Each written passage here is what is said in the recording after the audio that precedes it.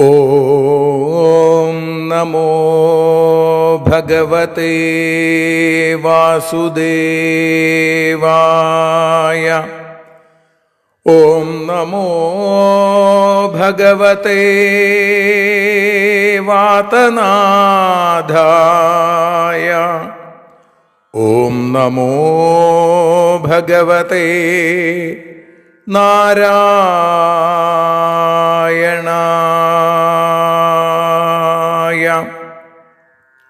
ഏവർക്കും നാരായണീയ മധുരം ആസ്വദിക്കാൻ ഒരിക്കൽ കൂടി സ്വാഗതം.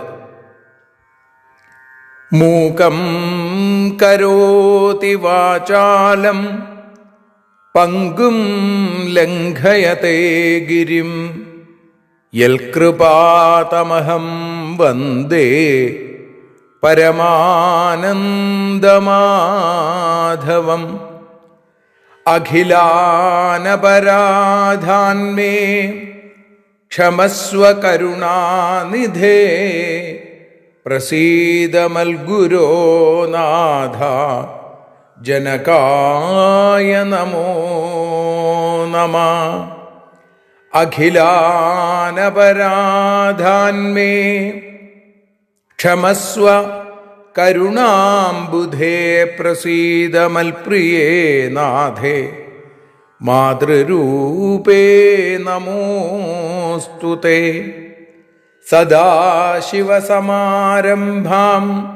ശങ്കരാചാര്യമധ്യമാം അസ്മദാചാര്യപര്യന്താം വന്ദേ ഗുരുപരമ്പരാം. നാരായണീയത്തെ പറഞ്ഞിടുമ്പോൾ നാരായണാഖ്യനെ നമിച്ചിടുന്നു.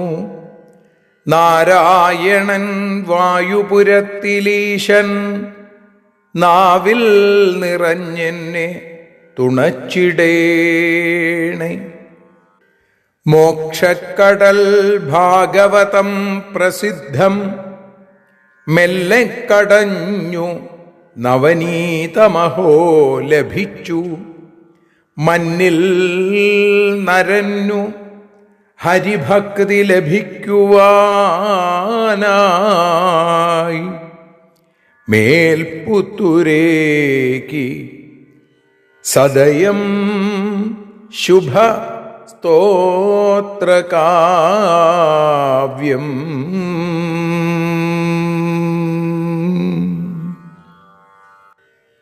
ആ ശ്രീമന്നാരായണീയത്തെ, ആ സ്തോത്ര കാവ്യത്തെ പട്ടേരിപ്പാട് ഭഗവാന്റെ പാദാരവിന്ദങ്ങളിൽ സമർപ്പിക്കുക. അതിൻ്റെ മൂന്നാമത്തെ ദിവസം രണ്ടാമത്തെ ശ്ലോകം, അതാണ് ഇന്ന് 22ാമത്തെ ദിവസം ഈ നാരായണീയ മധുരത്തിൽ നാം അനുസ്മരിക്കുന്നത്. ആദ്യം ശ്ലോകം, പിന്നീട് അതിൻ്റെ വ്യാഖ്യാനം, വീണ്ടും ശ്ലോകം, തുടർന്ന് ശ്രീഹരിയ പരിഭാഷ. 100 ദിവസം ഭജിക്കാനായെത്തിയ പട്ടേരിപ്പാടിന് തൻ്റെ രോഗം മൂർച്ഛിച്ച് ഭജനം മുടക്കത്തിലേക്ക് എത്തും എന്ന തോന്നൽ വന്നപ്പോൾ, അത്രയും ബുദ്ധിമുട്ടുകൾ വന്നപ്പോൾ തൻ്റെ മുമ്പിൽ കാരുണ്യം കാണിക്കണേ ഗുരുവായൂരപ്പ എന്ന് പട്ടേരിപ്പാട് പറഞ്ഞു വയ്ക്കുകയാണ് രണ്ടാമത്തെ ശ്ലോകത്തിൽ. ഗതക്ലിഷ്ടം കഷ്ടം തവ ചരണസേവാരസഭരേപ്യനാസക്തം ചിത്തം ഭവതി ബത വിഷ്ണോ കുരുദയാം. ഭവത്പാദാംഭോജസ്മരണരസികോ നാമനിവഹാനഹം ഗായം ഗായം കുഹചന വിവത്സ്യാമി വിജനേ.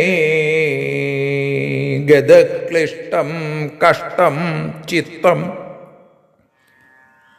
രോഗങ്ങൾ ക്ലേശിപ്പിച്ചിട്ട് ഗതക്ലിഷ്ടം കഷ്ടം ചിത്തം, വേദന അനുഭവിക്കുന്ന അടിയന്റെ മനസ്സ്. തവ ചരണ സേവാരസഭരേ അപി, അവിടുത്തെ ആ ചരണസേവയ്ക്ക് തൃക്കാൽ ഭജിച്ച് പരമാനന്ദം അനുഭവിക്കാൻ പോലും അനാസക്തം ഭവതി, അനാസക്തമായിരിക്കണു, ആസക്തിയില്ലാത്തതായി തീരുണു. ഭഗവാനെ ബത കഷ്ടം. വീണ്ടും വിഷ്ണോ ദയാം കുരു, ഭഗവാനെ അടിയനിൽ കരുണ കാണിക്കണേ, ദയ കാണിക്കണേ. സർവാന്തര്യാമിയാണ് ഭഗവാൻ, അതുകൊണ്ടാണ് വിഷ്ണു എന്ന സംബോധന.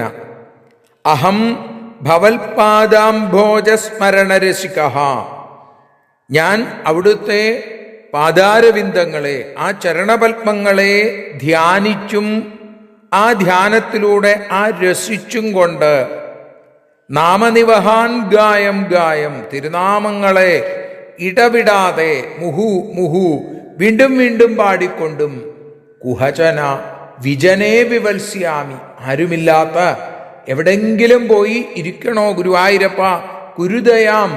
അല്ലേ, രോഗം നിശേഷം മാറി ഗുരുവായൂർ ക്ഷേത്രത്തിൽ എത്തുന്ന ഭക്തന്മാരെ പോലെ തനിക്കും പ്രദക്ഷിണം ചെയ്യാനും നമസ്കരിക്കാനും അങ്ങനെയൊക്കെ ചെയ്ത് ഭജിക്കാൻ അവസരം ഉണ്ടാവണം. അതിന് അവിടുന്ന് കനിയണം. കുരുദയാം, അവിടുന്ന് ദയ കാണിക്കണം എന്നാണ്.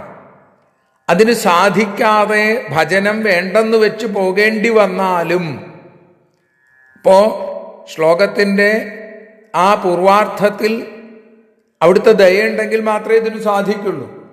ഇനി ആ ദയ അവിടുന്ന് കാണിക്കുന്നില്ലെങ്കിലോ, ഭഗവത് പാദാരവിന്ദങ്ങളെ സ്മരിച്ചും നാമം ജപിച്ചും കാലം കഴിച്ചുകൂട്ടും ഉറപ്പാണെന്നാണ് ഉത്തരാർത്ഥത്തിൽ അതാണ് പറഞ്ഞത്.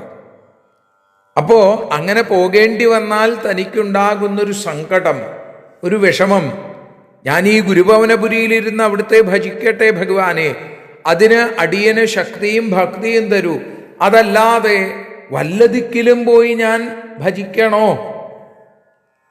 ഈ ചരണസേവ എന്ന് പറഞ്ഞത് ക്ഷേത്രഭജനം അല്ലേ? അപ്പോ രോഗക്ലേശം കൊണ്ട് ഇവിടം വിട്ട് എവിടെങ്കിലും പോയിരിക്കാൻ തനിക്ക് തോന്നുന്നു, സഹിക്കണില്ല ഗുരുവായൂരപ്പ. നാരായണീയം നമുക്കറിയാം, പട്ടേരിപ്പാടിന് രോഗശാന്തി നൽകിയ മഹാകാവ്യമാണ്, സ്തോത്രകാവ്യമാണ്.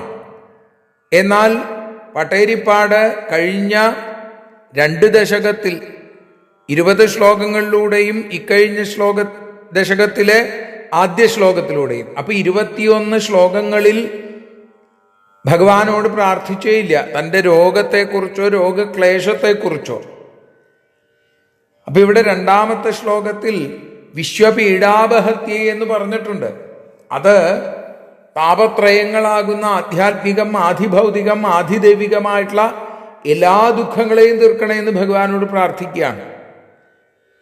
ഇപ്പൊ താപത്രയോന്മൂലനം അല്ലേ, അങ്ങനെയാണ് ഭാഗവതത്തിൽ.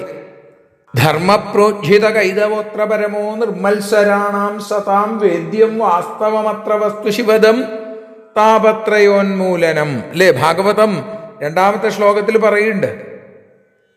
അപ്പൊ ഇവിടെ രോഗവും ഭക്തിയും തമ്മിലുള്ള ഒരു യുദ്ധം. എന്നാൽ ഭഗവാന്റെ കാരുണ്യം ഉണ്ടായാലോ ഇവിടെ സാധിക്കാത്തതായി ലോകത്തിലൊന്നുമില്ല എന്ന് ഉറപ്പിക്കുകയാണ് ഇനി അടുത്ത ശ്ലോകത്തിൽ പട്ടേരിപ്പാട്. ഈ 3ാമത്തെ ദശകത്തിലെ 2ാമത്തെ ശ്ലോകം ചൊല്ലി അതിൻ്റെ ശ്രീഹരിയ പരിഭാഷ പാടി നമുക്ക് ഇന്ന് സമർപ്പിക്കാം. ഗദക്ലിഷ്ടം കഷ്ടം തവ ചരണസേവാരസഭരേപ്യനാസക്തം ചിത്തം ഭവതി ബത വിഷ്ണോ കുരുദയാം ഭവത്പാദാംഭോജസ്മരണരസികോ നാമനിവഹാനഹം ഗായം ഗായം കുഹചന വിവത്സ്യാമി വിജനേ. രോഗങ്ങളും രാഗങ്ങളും തളർത്തിയോരൻ മനസ്സിൽ ത്വൽപാദ സേവയ്ക്കു പോലും ഇടമില്ലാതായി അവിടുത്തെ നാമങ്ങളെ ഉച്ചരിക്കാൻ വരം നൽകൂ അനുപമഗുണനിധേ ദയാംബുരാശേ. രാധേ കൃഷ്ണ രാധേ കൃഷ്ണ രാധേ കൃഷ്ണ രാധേ കൃഷ്ണ രാധേ കൃഷ്ണ രാധേ കൃഷ്ണ രാധേ ശ്രീകൃഷ്ണ രാധേ ശ്രീകൃഷ്ണ രാധേ ശ്രീകൃഷ്ണ.